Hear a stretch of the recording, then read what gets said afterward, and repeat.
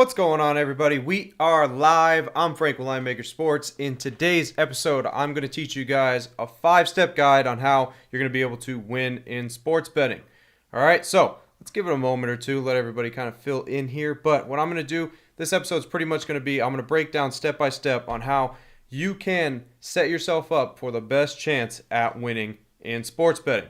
All right, so I don't want to say, disclaimer here, I'm not going to say you're going to win every single bet that you put in, but in following these steps, you will win more than you're going to lose.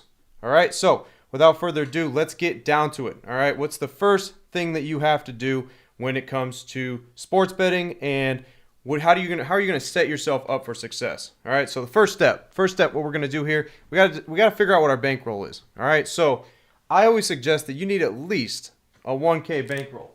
All right, so step one, you need at least a 1K bankroll. All right, so the reason why you need at least a 1K bankroll is because let's just say, anything below that, you're kind of you're not going to move the needle enough. You're not going to make a lot of money. It's going to take you a long time, especially with being disciplined and using the right management behind it. It's going to take a while, all right, to be able to get to where you want to be able to get. Trust me, when you're starting with a couple $100 or $500 or whatnot. So you want to try to at least start with a 1K bankroll. All right, so if you have that aside, and this is money that you have set aside that you can afford to lose. You don't care if you lose it all or whatnot. You're not gonna lose it all if you just pay attention. But this is money that's set aside that you can pretty much afford to lose. All right, you don't got to pay your bills. You don't got to do all that type of stuff. You don't have to use it for anything else besides just sports betting. All right, so if you have at least a 1K bankroll and obviously more than that, then your first step is complete. All right, now let's get to step number 2. Step number 2 is going to be identifying your unit size and correlating that with your bankroll.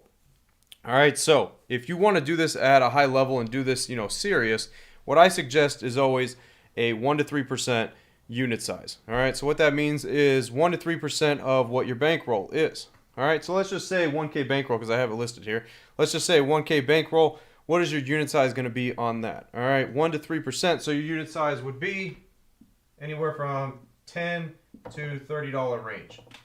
All right, $10 to $30 range. Now you guys are probably thinking there like, all right, if I only have $1,000 now, I'm betting $10 to $30. I'm not making that much, right? But you got to understand something here is that little gains, they add up over time. All right, and it takes money to make money. Remember that. It takes money to make money. All right, so now think if you had a $10,000 bankroll, now you're betting $100 to $300. All right, how many people out there though have a 1K bankroll and you guys are betting like $100 a game? I know a lot of people out there that do that. All right, and you shouldn't be doing that because that's just a recipe for disaster, and you're gonna end up losing. All right, you're gonna end up losing all your money probably because all you need to lose is a couple games and you're in a real hole. All right, so proper bankroll management. That's the second thing that you need to worry about. Correlating that with your bankroll. All right, so if you have a $1,000 bankroll, you're betting about $10 to $30. You got to think now, $10 to $30. If you make 10 units in a month, you've made $100 to $300 off of your 1K, which is actually really good when it comes to investing. Like that's really good. That's a really good return, to be honest with you. Because like I said, in this game, not just this game, but any game, stock market, any of that stuff, you got to have money to make money. That's just the way that it rolls. All right, so that's your first step. First and second step is going to be first, you need at least a 1K bankroll. Second, you need to correlate that, the unit size with your bankroll. All right, so 1 to 3%, keep it in that range. I'll actually write that down so that way everybody can see that. 1 to 3%. And then one more thing to add to this, when you figure out your unit size, make sure, I preach this all the time, but just make sure there is no parlaying going. All right, so no parlays. All right, so I'm just going to put that down. No parlays. This is only straight betting. You're just straight betting. You have a $10 to $30 unit size on a 1K bankroll. You're just straight betting those. All right. You're not doing anything else. You're not putting 5-teamers in. You're not doing any stuff like that. All right. So these are your first 2 steps on how to be successful in sports betting. Now let's go ahead and get to step number 3. All right. Let me clear this off a little bit here.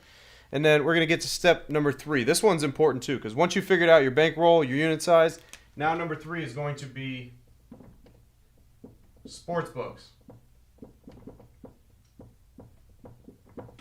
All right, so your sports books, you need to open multiple accounts. All right, you got to have multiple accounts. If you live in a state where it's legal, there's no excuse for you not to have almost every sports book.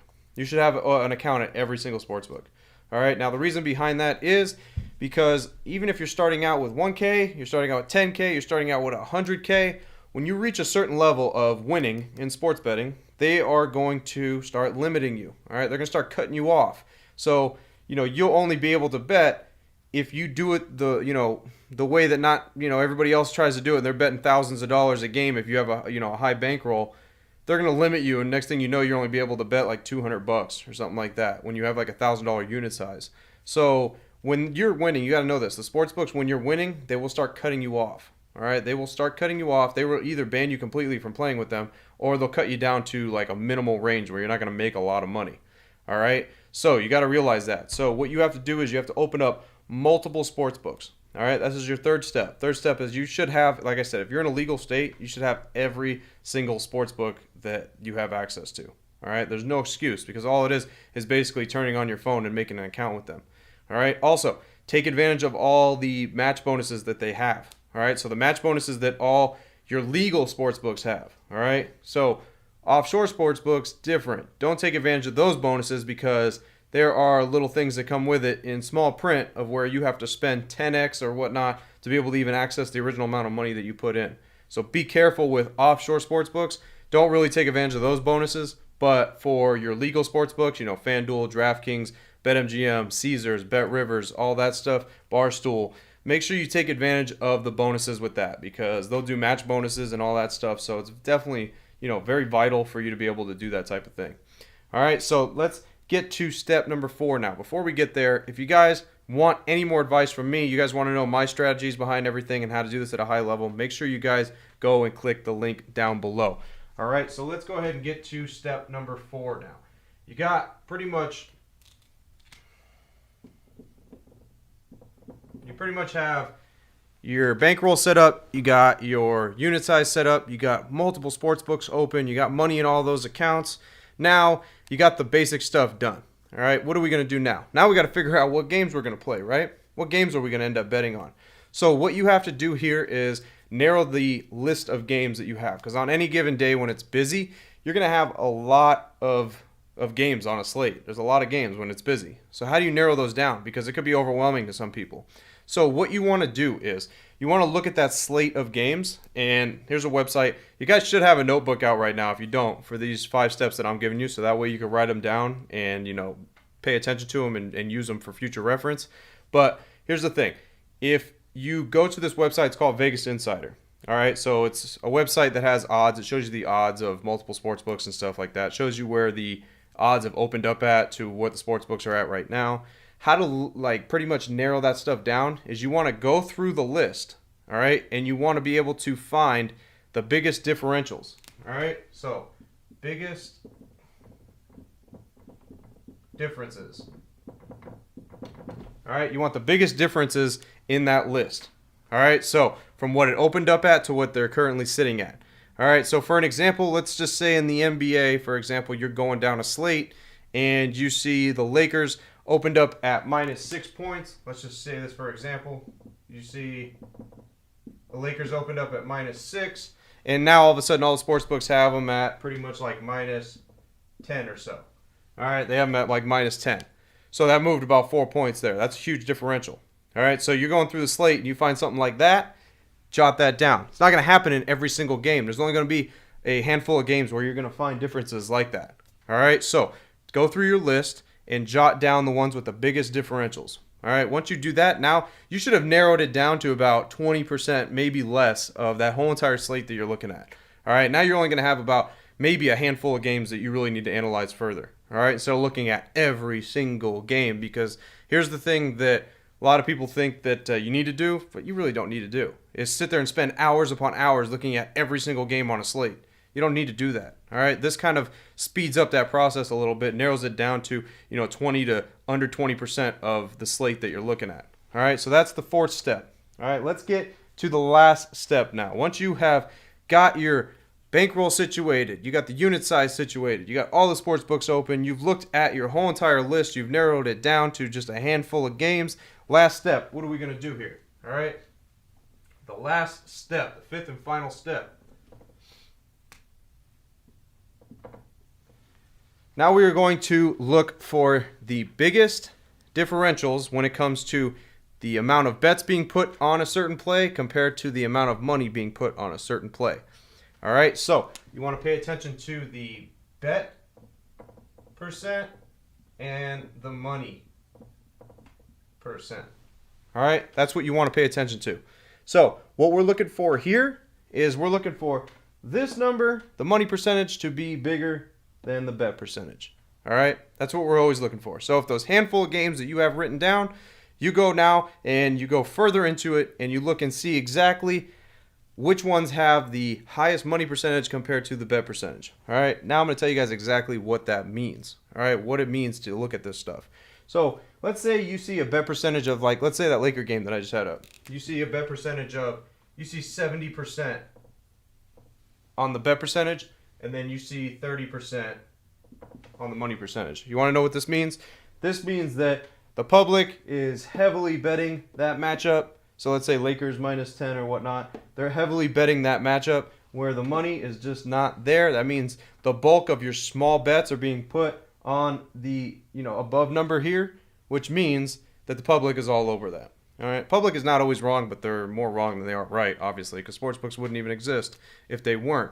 But that's what you're looking for. Now, you do not want to bet when you see something like this, all right? Let's say you narrowed it down to your matchups and then you see a couple games that are like this. You don't want to touch those. Those are not games that you want to bet, all right? So what you actually want to look for is, let's go ahead and say the opposite here. Let's say the bet percentage is at 30% and your money percentage is at 70%. That is what you're looking for, because now you have a small number of actual tickets being put on that game, but the money, huge money, is being put on that. So what does that mean? That means that there are syndicates that are putting money on that play because there's a heavy amount of money being put on that, but not as much, as many tickets being put out there. All right. So this is how you narrow stuff down and ensure yourself that you give yourself the highest probability of being able to win bets. All right. So like I said, you should have had a notebook out. You should have had something to be able to, put this down for future reference. All right. Let's go through the steps one more time. All right. Step 1, make sure you have at least a 1K bankroll. Step 2, make sure your unit size correlates with your bankroll, 1 to 3%. All right. Step 3, sportsbooks. Open accounts with every sportsbook that you have in your jurisdiction if it's legal. All right. Take advantage of all the bonuses as well. Make sure you do all of that. If you have offshore, don't take advantage of the bonuses on the offshore because you will screw yourself.